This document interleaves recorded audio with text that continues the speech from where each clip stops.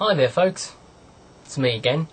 So, I've had an overwhelming response to my poetry reading, which is very good. I wasn't sure if you guys would, accept a more serious side of me, but apparently you do, and I now have over 200 subscribers, at least, unless the system's glitching again, which is entirely possible. Hey YouTube, what's up with that? Come on, get on that! I'm just kidding, you guys are doing a great job. If I start complaining, they're going to start messing with the quality of my videos, and before you know it, it's just going to...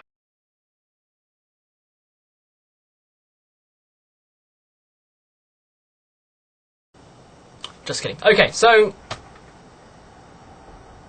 I'm ridiculous. So, I thought I'd thank you all by doing this video, and I thought I'd show you all my real voice. So... I don't know if I should do this. Okay, here we go guys, my real voice, ready? Hold on. Okay, so, this is how I really talk. Yeah. Kind of a loser. Did you guys, were you guys watching Conan O'Brien? He was real, because last night he was talking about Star Wars, and it was really... Okay, that's enough of that.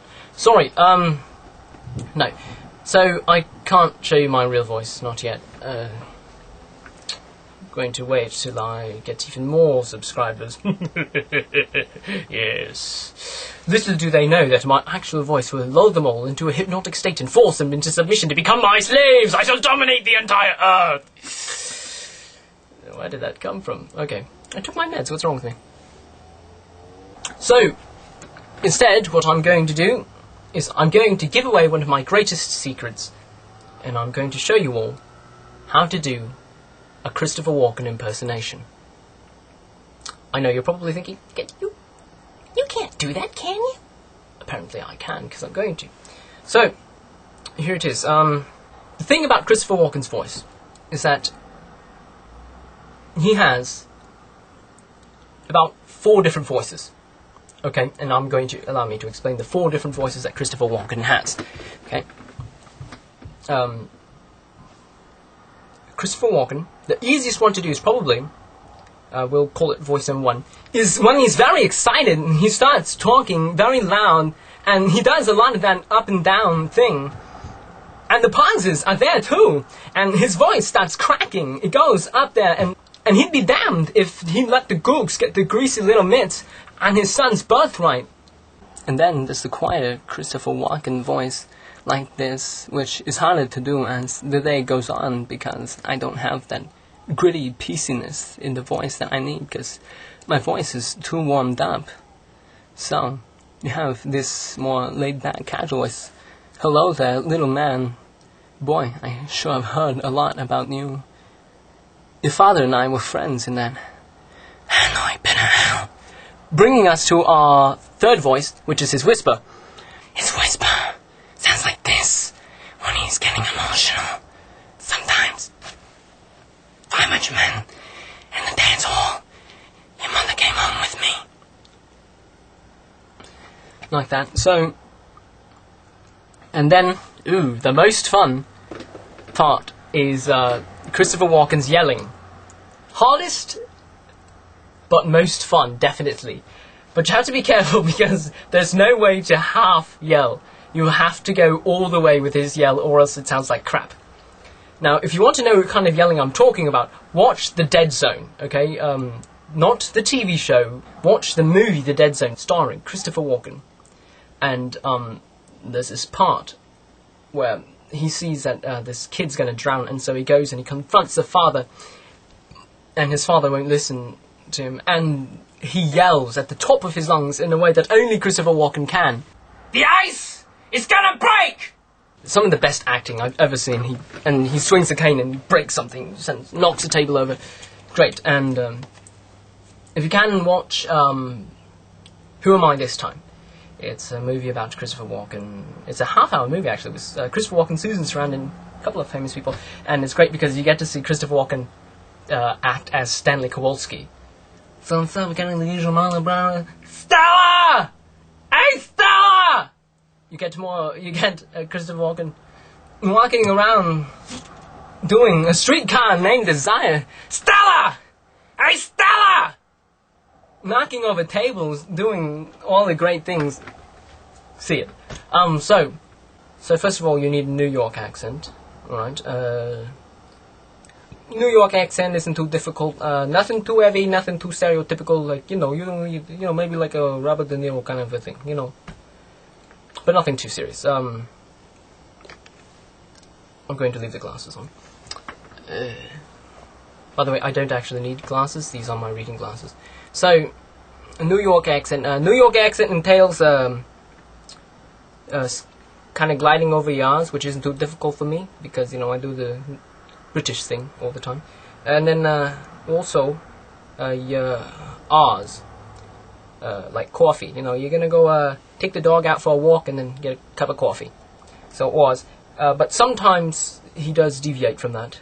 Just stick with the New York accent the entire time. Let me try that. So, but sometimes he does deviate from that. So just be careful.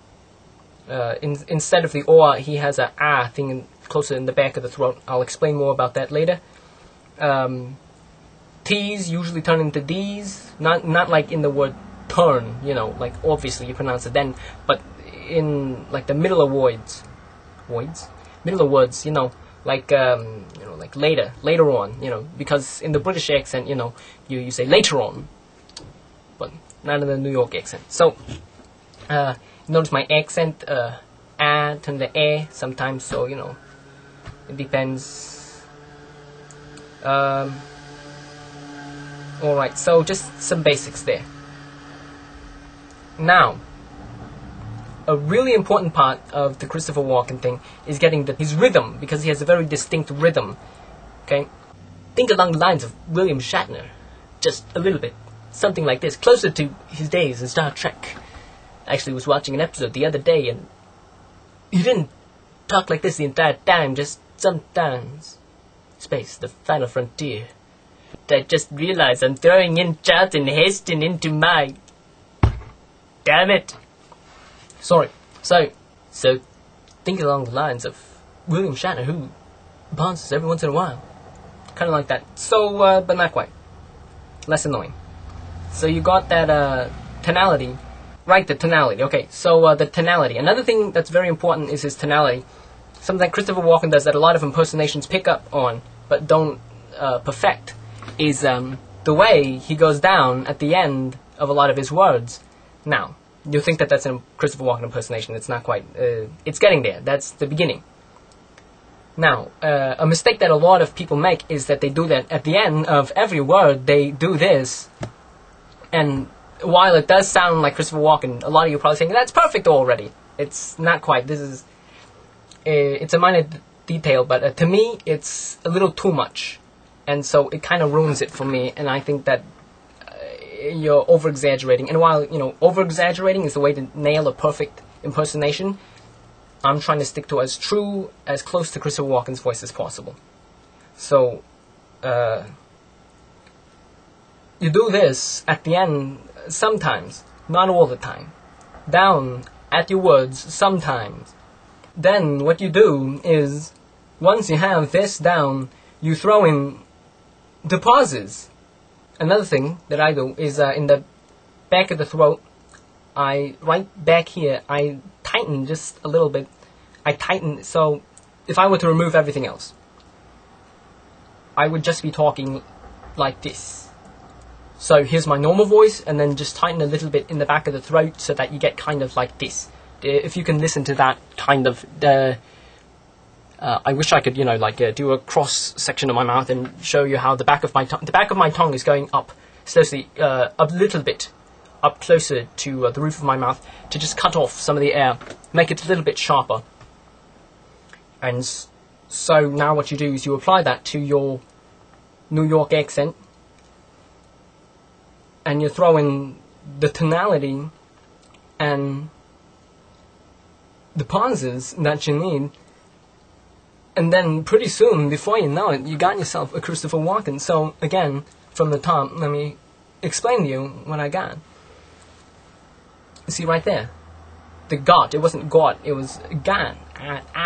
Sometimes his R's aren't R's at all, like coffee. Sometimes he says coffee. Sometimes he'll say coffee. Something like that. So, again, back of the throat. Now I'm exaggerating it, but if you exaggerate, you get this. Lessen it just a little bit. Just lessen it a little bit, and before you know it, you'll get pretty close. You get pretty close. Just remember not to do the down thing all the time, because if you do that at the end of every word, you start sounding like Christopher Hawking. Okay, so once you got down all the tonality and the pauses, you have to remember that after he pauses, it's almost like he has to make up for it. And he comes in with even more energy after the pauses. So he'll be talking and there'll be a metered amount of energy going along with each of his sentences, and then he'll pause. And right after the pause, more energy. His voice, it jumps. Something I noticed isn't necessarily always true, but something I noticed that can help make your Christopher Walken better. Not true, however, in the case of his more calm, casual, quiet voice, in which case, after the pauses, he's just taking his dear sweet time. He doesn't jump like that. Sometimes, maybe, but not that often. Not a good place other than the Pulp Fiction. This watch was on your father's wrist when he got shot down over Hanoi. Other place is watch Annie Hall, which I just saw. A great movie. May I confess something to you? I tell you this because I think as an artist you'll understand. Sometimes when I'm driving late at night, I'll see an oncoming car fast. I feel like turning into it and crashing into the oncoming headlights. I can anticipate the explosion, the sounds of shattered glass, the flames dancing on top of the gasoline. You know, again, Christopher Walken being very creepy, crazy Christopher Walken. So, another place to see him do that. Whispering. Where does he whisper? Does some of that in Catch Me If You Can, I suppose. If you really want to just get terrific Christopher Walken being Christopher Walken, go to The Rundown. See The Rundown, because he does a lot of yelling in that too. Do you understand the concept of the tooth fairy? She takes your tooth and gives you a goddamn quarter. So, Christopher Walken yelling, talking, being Christopher Walken, over the top, great stuff. So, for the whispering, how do I explain the whisper? Whisper again. So, normal whisper, here. Christopher Walken. Whisper here. He's again closing off at the back of the throat, still using the New York accent. And then, right here. Let it go a little loose so that it vibrates and gets just a little bit. Make sure you drink plenty of water so that you can get this gravelly thing going. Best way I can explain it. Yelling. Oh boy, how do I explain the yelling? Yelling again! Closing off at the back of the throat just slightly, so that you get a slightly sharper sound. Listen to Calvin Pollock, he does a Christopher Walken as well. Closing off in the back of the throat.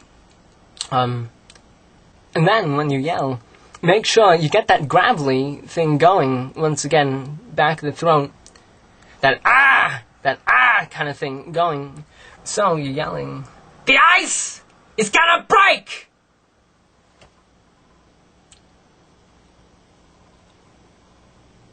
How do you explain this? This is crazy. This is preposterous. This is crazy, man. This doesn't make any sense. Oh! Very important thing about doing impersonations, and I notice this a lot with other people, is that I can hear your normal voice. It doesn't sound like an impersonation of somebody else. It sounds like you trying to do an impersonation, and there's a big difference. So instead of me doing Christopher Walken, it's an impersonation of Christopher Walken. And Don't tell him I'm here. It wasn't me. okay. So an example would be if I were to be doing my voice. Just take my voice. Take my voice. Take my voice, please. If I were doing a Christopher Walken, this is an example of me doing Christopher Walken as opposed to impersonating Christopher Walken. And then listen to this. If you can't hear a difference, then your ear isn't quite as finely tuned as it needs to be a really great impersonator, because you need to be able to really hear what's going on in the throat. See, I'm completely changing my voice. There's very little trace of my original voice left over. Zion Productions, if you're watching, I noticed that when you're doing Christopher Walken, you're doing... So, I think your normal voice is like somewhere around here-ish, I think. I don't know, I haven't watched... I saw your video like yesterday sometime, which the reference to me, hilarious by the way. And I don't know, this is what I'm just remembering, something kind of like this. And the thing is that the reason why your Hank Hill is so great is because it doesn't sound anything like your normal voice. You completely lost your voice, which is great, which means it's a true impersonation, it's an impression, as opposed to you doing somebody else's voice. Now, when you're doing Christopher Walken, I can still hear your voice in there somewhere. You see how you can still hear your voice when you're doing this, the voice thing, and you're going down a little bit too often. I know it makes it hilarious, but it sacrifices a bit of the authenticity. So, but otherwise you're making great strides. So, keep on working at it. So, maybe that's why I never show you my real voice. That way you can never tell whether or not some of my actual voice is remaining in the impersonations. I never thought of that. So, I think that's about it. Oh wait! His singing voice. I've actually been getting quite a few comments, quite a few being like 2 or 3, about my singing voice, and I want to thank you very much. It means a lot to me because I actually auditioned for the musical theatre department at my high school, Orange County High School of the Arts, which I recently graduated from, class of 06, woo! And, I didn't make it, but then again that was... So then 4 years later, and I grew immeasurably, I'd imagine. And so, I love singing, and I love impersonating other people singing. The way I actually learned how to sing, basically, is I watched Moulin Rouge over and over and over, and so I learned from Ewan McGregor, basically, his... My gift is my song. So I immediately picked up on how to impersonate on people saying, and of course, there's Elvis Presley. And of course there's Nathan Lane betrayed. It's a lot of things carried over from impersonating voices to impersonating people singing voices. So, yeah, impersonating his singing voice. Something I had to learn how to do. So, yes, Christopher Walken's singing voice. How do you get it? Best place for that is SNL. Watch episodes that he hosted, because a lot of times he'll come out and he'll sing songs. Like, now I know why mother begged me to be true. She wanted me for someone exactly like you. A lot of sketches he'll sing. And then, of course, there's Envy. Everybody remembers Envy? Yes. Envy.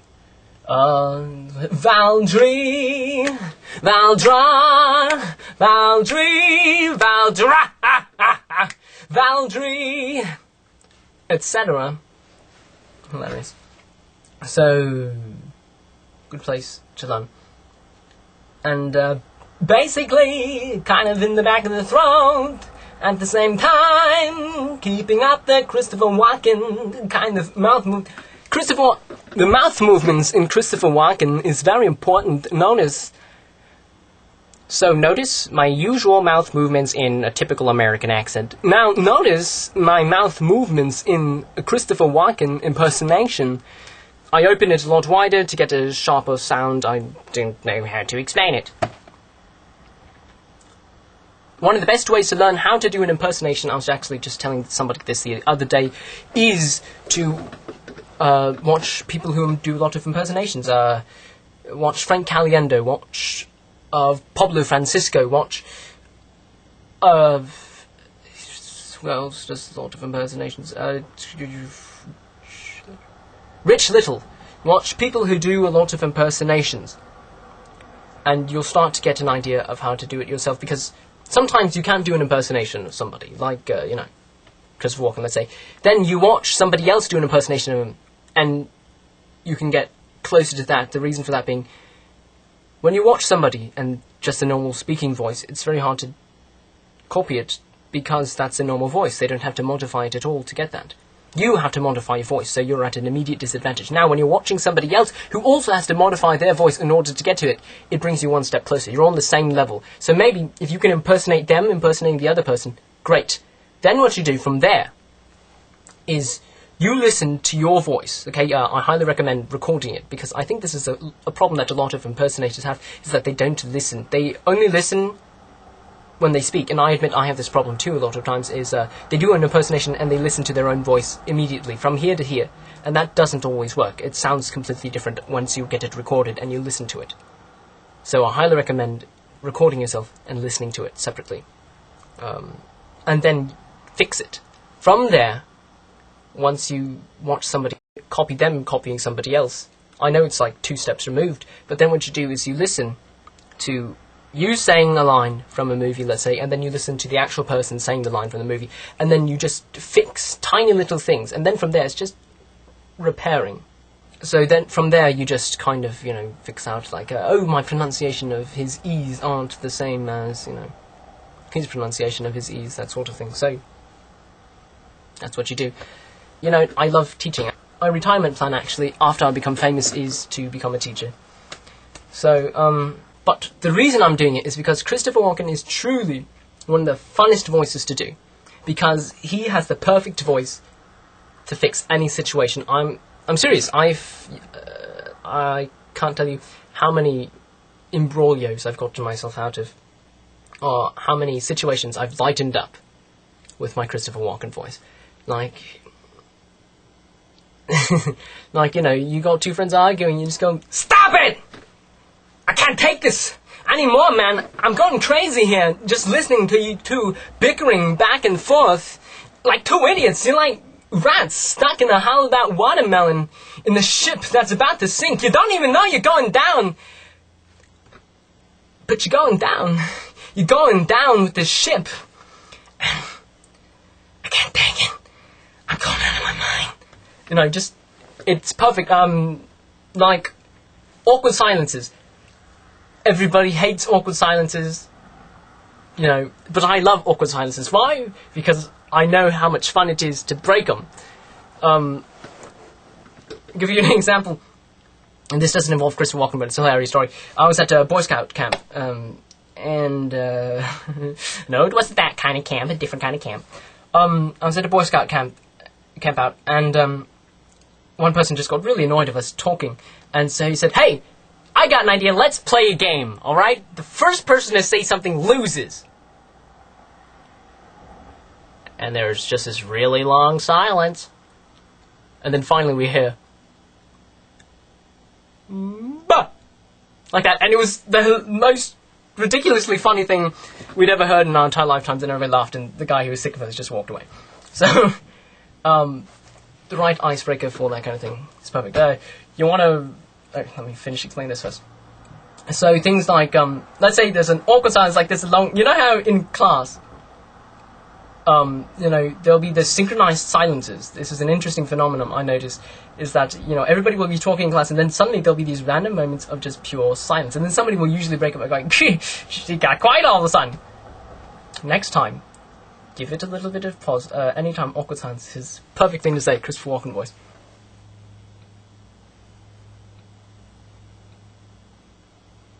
"I'm not gay.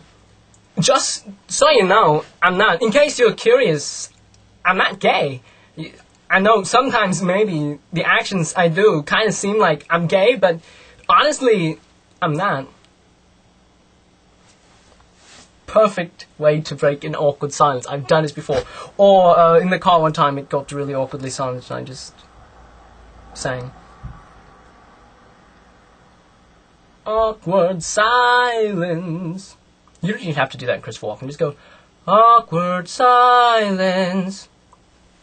Or you can do that to whatever tune you want, but just sing awkward silence. But Christopher Walken, really, great way. You want to meet a girl, talk to her? You're really nervous about being yourself, but if you're really secure, because Christopher Walken exudes confidence. You can't be Christopher Walken and not be confident about who you are. Which is why you gotta practice it until you're perfect. And then you don't care. You don't give a damn. You don't give a rat's ass what anybody else has to say. You're Christopher Walken. Get used to when you're doing an impersonation, don't just be doing a guy's voice. Become the character, inhabit the personality of this person. I don't know if I've mentioned this before, but when I do an impersonation, I feel like the person. I inhabit the character. I do characters more than impersonations. And if I were to look in a mirror, I expect to see looking back, like if I'm doing a Sean Connery, if I look in the mirror, I expect to see Sean Connery looking back. I do Christopher Walken, I expect to see Christopher Walken looking back in the mirror. Which is why it's disconcerting for me to watch a video and see this Asian kid doing Christopher Walken. Because I forget I'm Asian half the time. I don't know if I've told anybody this, but I do.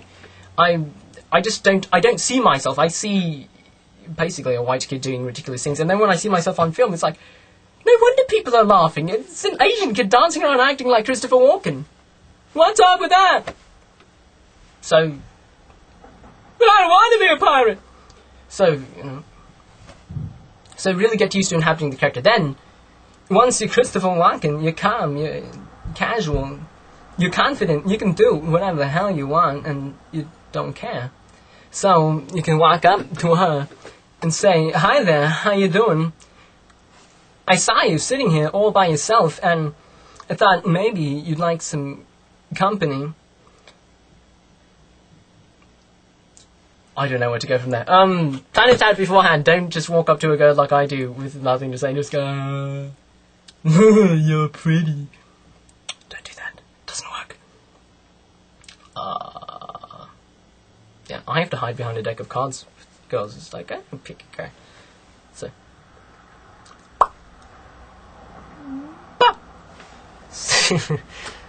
So that's...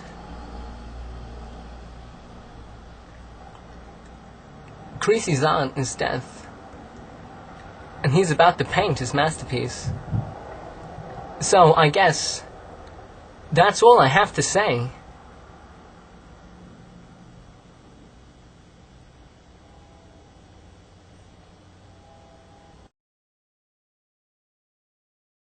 The ice is gonna break!